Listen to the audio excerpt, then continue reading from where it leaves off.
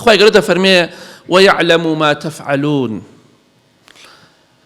مرۆڤ ئادەمی زاد بوونەوە هەرچی تێدایە، هەرچی بکەن خوای گەورە ئاگادارە پێی.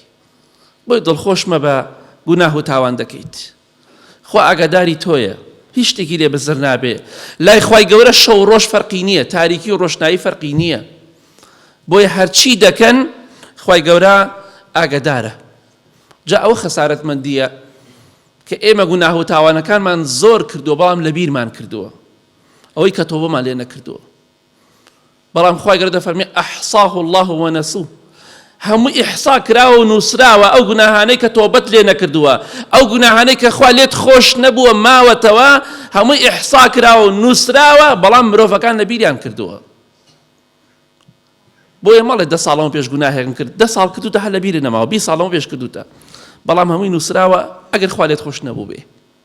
کەواتە بەردەوام بڵێ خوای لێم خۆش بە، بۆی گوناهەکانت بسڕێتەوە، بۆی نامەی کردەوەکانت کاغەزێکی سپی بێ، ڕەش نەبێ بە گوناه و بە تاوان. خوا ئاگاداری هەرچی کار و کردەوەی ئێمەیە، هەمووی ئاگادارە خوای گەورە. مێرولەیەک لە خوای گەورە بزر نابێت، گیانلەبەرێک لە مێرولە بچووکتر، چونکە گیانلەبەرێ زۆر لە مێرولە بچووکترە، هەر زۆر بچووکە، دەفڕێ.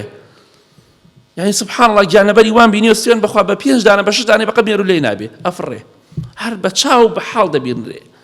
خوا ئاگاداری هەموویەتی. ئەم گیانلەبەرە بچووکەی دروست کردووە چاوی هەیە. ئەو مێشەی کە دروست کراوە، مێش کە ئێمە دەیبینی شتێکی لامان ئاسایی لە قورئانیشە باس کراوە، باسی مێش کراوە. ئەو مێشە زانایان دەفەرمون 1500 بۆ 2500 بەس چاو عەدەسەی هەیە. 2500 بەس چاو عەدەسە. کێ دروستی کرد؟